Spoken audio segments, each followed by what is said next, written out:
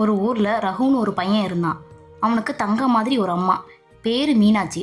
சின்ன வயசுலேயே புருஷனை இழந்துட்டு கஷ்டப்பட்டு கூலி வேலை செஞ்சு ரத்தத்தையெல்லாம் பாழாக்கி ரகுவை வளர்த்த ஆளாக்குனாங்க.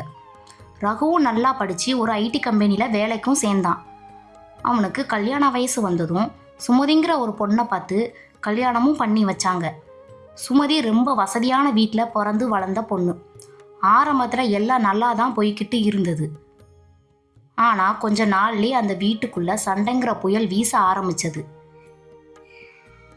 சுமதிக்கு மீனாட்சி அம்மா சமையல் செய்கிற விதம், வீட்டை பராமரிக்கிற விதம் எதுவுமே பிடிக்கல. உங்கள் அம்மாவுக்கு விவரமே தெரியலை, எப்போ பார்த்தாலும் பழங்காலத்து ஆள் மாதிரி நடந்துக்கிறாங்கன்னு ரகு கிட்ட நச்சரிச்சுக்கிட்டே இருப்பா. இங்கே மீனாட்சி அம்மாவும் என்னன்னா, நம்ம இவ்வளவு கஷ்டப்பட்டு வளர்த்த புள்ள இப்போ கல்யாணம் பண்ணி வந்த பொண்ணு சொல்கிறதையெல்லாம் கேட்டுட்டு நமக்கு மரியாதை கொடுக்க மாட்டேங்கிறானோ அப்படின்ற ஒரு ஏக்கம், பயம். ரகு நடுவில் மாட்டிக்கிட்டு முழிச்சான். ஆஃபீஸில் இருந்து வீட்டுக்கு வந்தாலே அம்மா ஒரு பக்கம் வந்து, உன் பொண்டாட்டி என்னை மதிக்கவே மாட்டேங்கிறாப்பா. பெட்ரூம்குள்ளே போனால் சுமதி, உங்கள் அம்மாவுக்கு என் மேலே எப்போவுமே ஒரு கண்ணு, என்னை நிம்மதியாகவே வாழ விட மாட்டாங்கன்னு அழுவா. நாளடைவில் இந்த சண்டை ரொம்ப பெருசாக ஆகிடுச்சு. சுமதியும் மீனாட்சி அம்மாவும் ஒருத்தருக்கு ஒருத்தர் முகத்தை பார்த்து பேசிக்கிறதே இல்லை. சமையலறையில் பாத்திரம் உருளுற சத்தத்தை விட அவங்க மனசுக்குள்ளே சண்டை போடுற சத்தம் தான் அதிகமாக இருந்தது. ஒரு கட்டத்தில் சுமதி, ஒன்று உங்கள் அம்மா இந்த வீட்டில் இருக்கணும், இல்லை நான் எங்கள் அம்மா வீட்டுக்கு போகிறேன், தனி கொடுத்தன வந்தால் நான் நிம்மதியாக இருப்பேன்னு சொல்கிறா. பிடிவாதம் பிடிக்க ஆரம்பிச்சிட்டா. தன் அம்மாவை வீட்டை விட்டு அனுப்பவும் ரகுவுக்கு மனசு இல்லை. அதே சமயம் தன் மனைவியை பிரிஞ்சு வாழவும் முடியலை.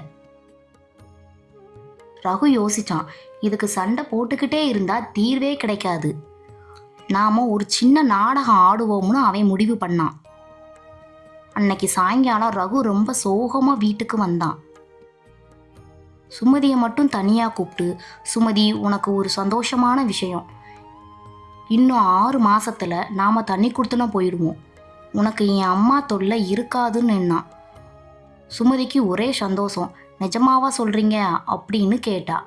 ஆனால் ரகு தொடர்ந்தான், ஆனால் சுமதி, டாக்டர்கிட்ட என் அம்மாவை கூட்டிகிட்டு போயிருந்தேன், அவங்களுக்கு உடம்புல ஒரு பெரிய வியாதி முத்திருச்சான், இன்னும் 6 மாதம்தான் அவங்க உயிர் வாழ போகிறாங்க, டாக்டர் கையை விரிச்சிட்டாங்க, அவங்க சாகிறதுக்குள்ளே நாம் ஒரு நல்ல மருமகளை பார்க்காம போயிட்டோமோன்னு அவங்க மனசு கஷ்டப்பட்டுறக்கூடாது, அதனால் இந்த 6 மாதம் மட்டும் அவங்க என்ன சொன்னாலும் சகிச்சுக்கோ, அவங்கக்கிட்ட ரொம்ப அன்பாக நடந்துக்கோ, அவங்கள நல்லா கவனிச்சுக்கோ, அவங்க போனதுக்கப்புறம் இந்த வீடு சொத்து எல்லாமே உனக்கு தான் அப்படின்னு சொன்னான்.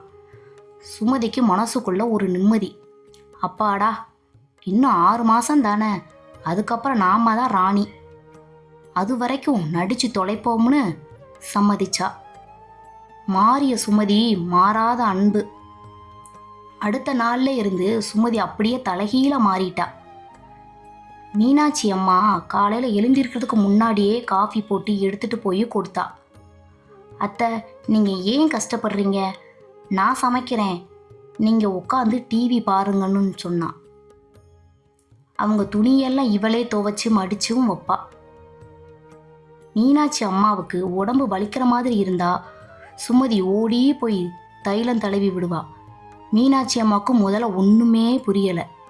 என்னடா இது, எப்போவுமே முறைச்சிக்கிட்டு இருக்கிற மருமக திடீர்னு இவ்வளவு பாசமாக இருக்காளே அப்படின்னு ஆச்சரியப்பட்டாங்க. நாட்களும் நகர்ந்து கொண்டு போய்கிட்டு இருந்தது.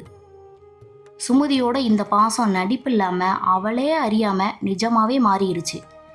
ஏன்னா மீனாட்சி அம்மாவும் சுமதியோட அன்பை பார்த்துட்டு அவளுக்கு பிடிச்ச பலகாரங்கள் செஞ்சு கொடுக்கறது என்ன, அவள் தலைக்கு எண்ணெய் வச்சு விடுறது, தான் சொந்த பொண்ணு மாதிரி பார்க்க ஆரம்பிச்சிட்டாங்க.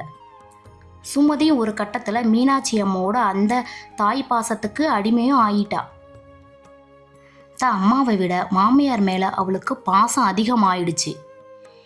இப்படியே 5 மாதமும் ஓடிருச்சு. 6வது மாதம் ஆரம்பித்ததும் சுமதிக்கு உள்ளுக்குள்ள ஒரு பயம் வந்துடுச்சு. ஐயோ, இன்னும் 1 மாசத்துல அத்தை நம்மளை விட்டு போயிடுவாங்களா, அவங்க இல்லாமல் இந்த வீடு எப்படி இருக்கும்னா எவ்வளவு பெரிய பாவி, அவங்க சாக போகிறாங்கன்னு தெரிஞ்சுதான் அன்பாக இருந்தேனான்னு நினச்சி பெட்ரூம்குள்ளே உட்காந்து விம்மி விம்மி அவள் அழ ஆரம்பிச்சா. அப்போ ரகு உள்ளே வந்தான். சுமதி அவன் காலை பிடிச்சுக்கிட்டு கதறினான். உங்க அப்பாரா என்னை மன்னிச்சிடுங்க, எனக்கு தனி கொடுத்தனமும் வேண்டாம், ஒன்றும் வேண்டாம். அத்தை வேற எந்த பெரிய டாக்டர்கிட்டையாவது நாம கூட்டிட்டு போவோம். என் நகையை வேணுமானாலும் வித்துடுங்க, அவங்க உயிர் நமக்கு வேணும்.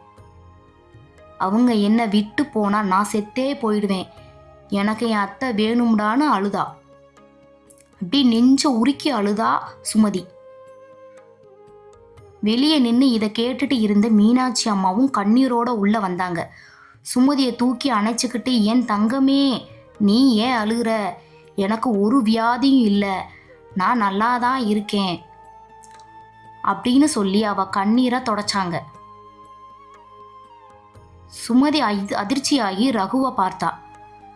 ரகு சிரிச்சுக்கிட்டே சொன்னா, சுமதி அம்மாவுக்கு எந்த வியாதியும் இல்லை, நீங்க 2 பேரும் சண்டை போட்டுக்கிட்டே இருந்தீங்க, அதுக்கு ஒரே தீர்வு அன்பு மட்டும்தான். நீ அன்பா இருக்க ஆரம்பிச்சதும் அம்மாவோட நிஜமான தாய் பாசம் உனக்கு கிடைச்சிருச்சு பாத்தியா. இந்த அன்பு தான் உங்க சண்டைக்கு உண்மையான மருந்து. சுமதிக்கு அப்போதான் புரிஞ்சது. அத்தைய கட்டிக்கிட்டு, அத்தை என்னை மன்னிச்சிடுங்கன்னு அழுதா. மீனாட்சி அம்மாவும், நீ என் மருமக இல்லடி, என் வயிற்றுல பிறக்காத என் மூத்த மகன்னு சொல்லி அவளை முத்தமிட்டாங்க. அதுக்கப்புறம் அந்த குடும்பத்துல சண்டையே வரலப்பா. பாத்தியா, மாமியார் மருமக சண்டைக்கு கோபமோ பிடிவாதமோ தீர்வே கிடையாது, அன்பு மட்டும்தான் ஒரே தீர்வு. எதிராளிய நாம அன்பால ஜெயிக்கணும்னா நாம ஒரு அடி எடுத்து வச்சா அவங்க நம்மளை தாங்கி நிற்க 4 அடி முன்னாடி வருவாங்க. அவள் என் மகள்னு மாமியாரும் அவள் என் தாயினும் மருமகளும் நினைக்கிற அந்த ஒரு எமோஷனல் வந்துட்டா அங்க சண்டைக்கு இடமே இருக்காது.